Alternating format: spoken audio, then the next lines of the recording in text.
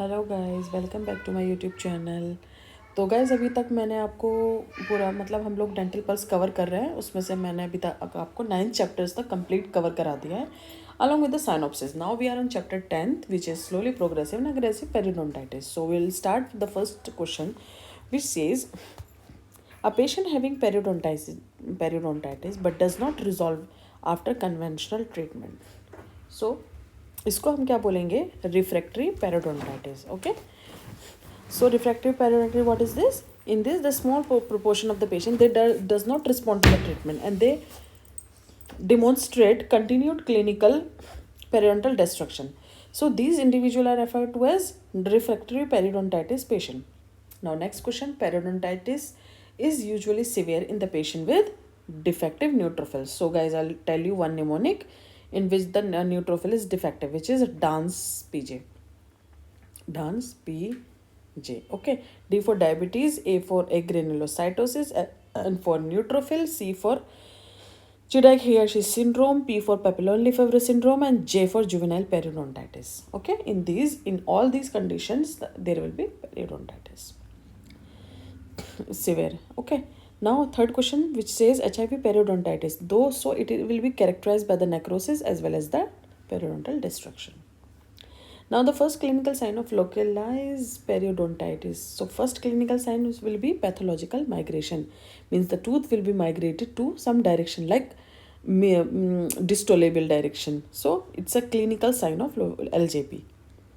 Next आ जाता है juvenile periodontitis. Juvenile periodontitis is a juvenile periodontitis क्या होता है? It's a neutrophil chemotactic defect.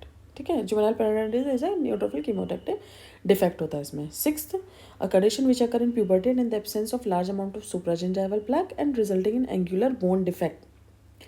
Angular bone defect in the first molar and incisor. They have mentioned 2 tooth which are localized.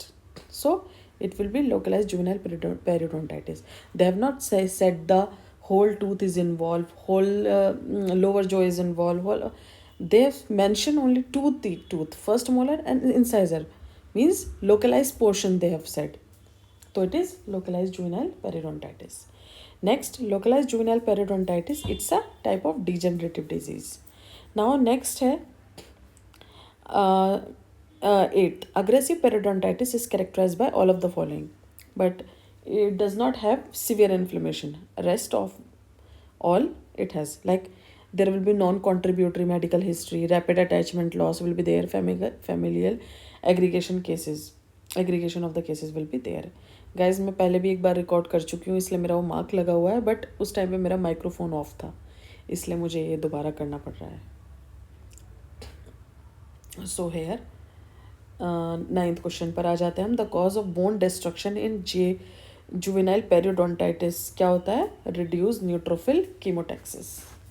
बता चुकी हूँ मैं. Okay. Mirror image type of bone loss किस में दिखता है? मैं लोकलाइज जुवेनाइल पेरियोडोंटाइटिस में दिखता है. Periodontosis manifests itself mainly in the molar. Periodontosis है क्या? LJP. Okay, तो it's most mainly involved in molar and incisor. Next question पे आते हैं हम लोग. An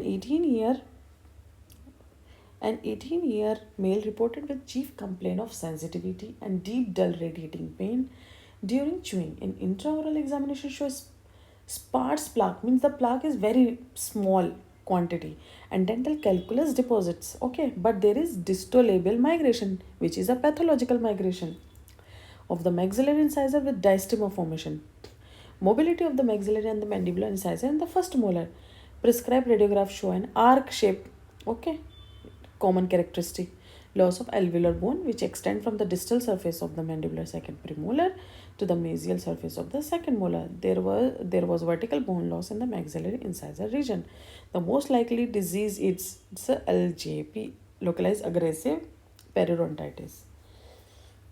Next, the antigen involved associated with the disease are HLA9 and B15.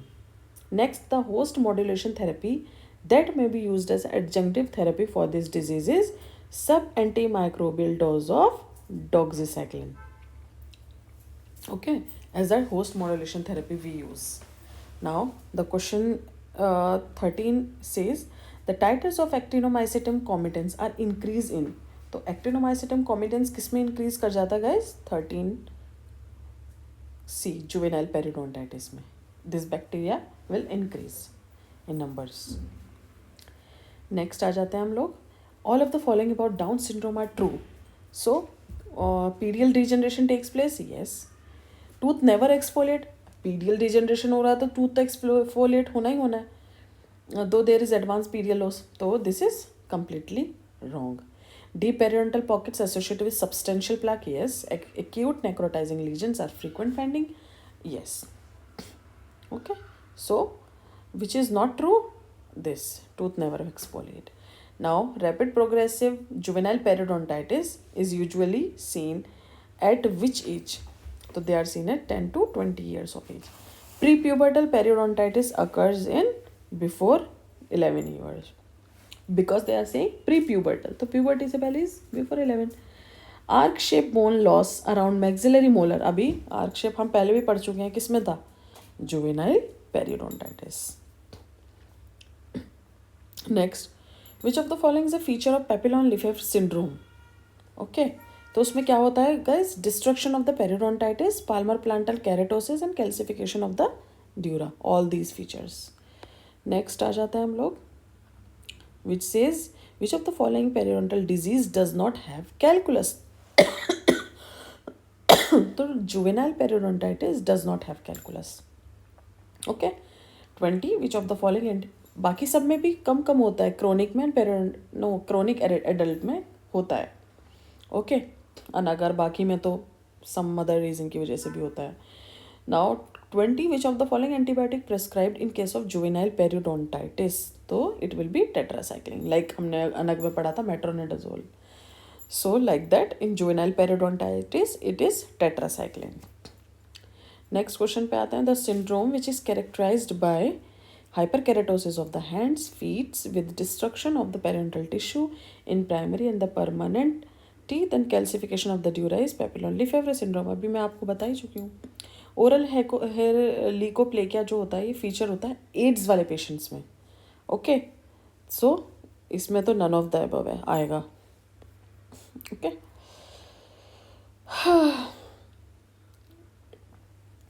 Next आ जाते हैं 23 क्वेश्चन पर, which is early exfoliation of the deciduous teeth. किस में दिखता है हमें? पेपिलोन लिफेव्रे सिंड्रोम. सीवियर डिस्ट्रक्शन होता है इसमें इसका, बिकॉज इसमें डिस्ट्रक्टिव पेरिडोंटाइटिस होता है. Okay. Which of the following organism not frequently found in periodontosis means LJP. LJP में वो कौन सा मिलता है? एक्टिनोमाइसिटम कॉमिटेंस. ये भी हम पढ़ चुके हैं. उसके साथ साथ हमें कैप्नोसाइटोफेगा भी मिलता है, माइकोप्लाज्म भी मिलता है, बट नॉट एक्टिनोमाइसिस. ओके. कैम भी याद कर सकते हो कि एलजेपी में कौन कौन से माइक्रोब्स होते हैं? CAM means capnocytophaga, A for actinomycetum comitans, M for mycoplasma. याद रखो. ओके. फिर आते हैं 25 पे. Examination of a mouth of the patient with HIV में कॉमनली रिवील. इसमें क्या मिलेगा गाइज हमें? Periodontal disease. Okay. Now next पे आ जाते हैं. gingival fluid from the diabetes contain a reduced level of cyclic AMP which may lead to increased severity of gingival inflammation. Okay. Next, one of the following systemic disease involving the periodontal tissue is not a disorder of neutrophil. अब मैंने अभी आपको बताए थे ना, क्या बताया था? डांस पीजे. डांस पीजे को हटा दो तो क्या बचेगा? Leukaemia. Okay. Now degeneration of the periodontal tissue without inflammation, इसको क्या बोलते हैं हम? पेरिडोंटोसिस. एलजेपी. इन्फ्लेमेशन नहीं होगा क्योंकि इसमें भी हमने क्या पढ़ा था कि इसमें रेयरली या बहुत ही मिनिमल कैलकुलस या होता ही नहीं है इन्वॉल्व. कैलकुलस नहीं, प्लाक नहीं है, तो क्या इन्फ्लेमेशन होगा? Okay. Next, which of the following element most commonly cause periodontal disorder? तो एड्स करता है. Okay. Which of the following haematological disease associated with periodontal disease? अभी तो अपने इन्होंने बोल ही दिया है पहले ही, तो एड्स. ठीक है. नेक्स्ट पे आ जाते हैं हम 31 which says which is not true about. बीच में क्यों हो जाता है ऐसा?